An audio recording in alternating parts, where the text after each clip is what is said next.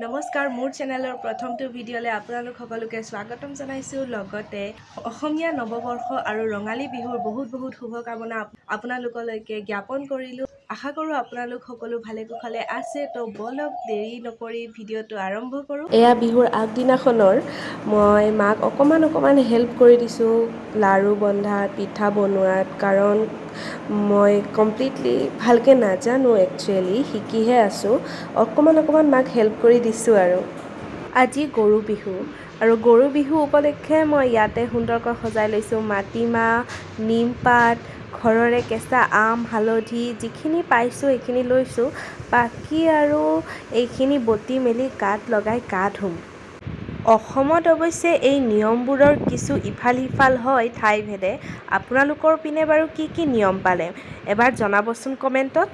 মাহ হালধি বটি আজৰি হৈছিলোঁহে, ৰাস্তা দি আহিল এই আইচক্ৰীমৱালাটো, আৰু ভণ্টিক বোলে আইচক্ৰীম লাগে, সেয়েহে তাইৰ সৈতে আহিলোঁ আইচক্ৰীম খাবলৈ।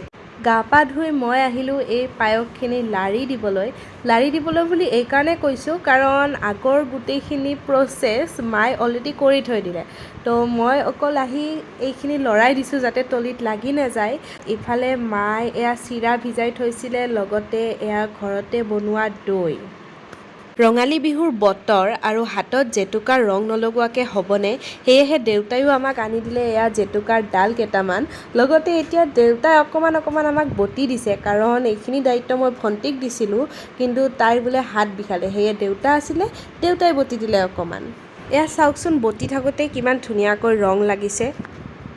আৰু এইফালে মই মাক ভগৱানত শৰাই আগবঢ়োৱাত অকণমান হাত পাত লাগি দিছোঁ যিখিনি পাৰোঁ।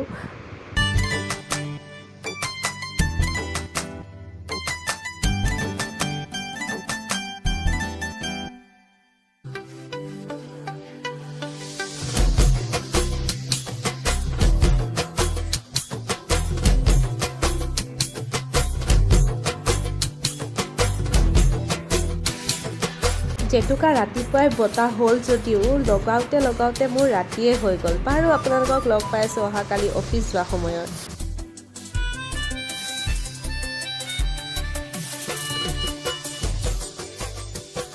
যদিও বা বিহু, তথাপি ইলেকশ্যনৰ কাৰণে আমাৰ ডিউটি আছিলে, সেয়েহে মই ৰাতিপুৱাই মোৰ অফিচলৈ বুলি আহি গ'লোঁ ট্ৰেইনেৰে। আৰু আজি মোৰ ডিউটি আছে পুলিচ ৰিজাৰ্ভত পষ্টেল বেলটৰ ভোটিঙৰ বাবে। তো মই ৰাতিপুৱা 7টা চাৰে 7টাতে মই পাই গ'লোহি অফিচ। আৰু অফিচটো যিহেতু ষ্টেচনৰ ওচৰতে, সেয়েহে মই খোজকাঢ়িয়ে অফিচলৈ বুলি আগবাঢ়িলোঁ।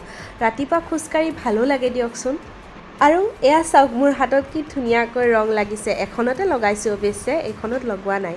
আৰু এয়া ষ্টাৰ্ট হৈ গ'ল আমাৰ ইলেকশ্যন ডিউটি।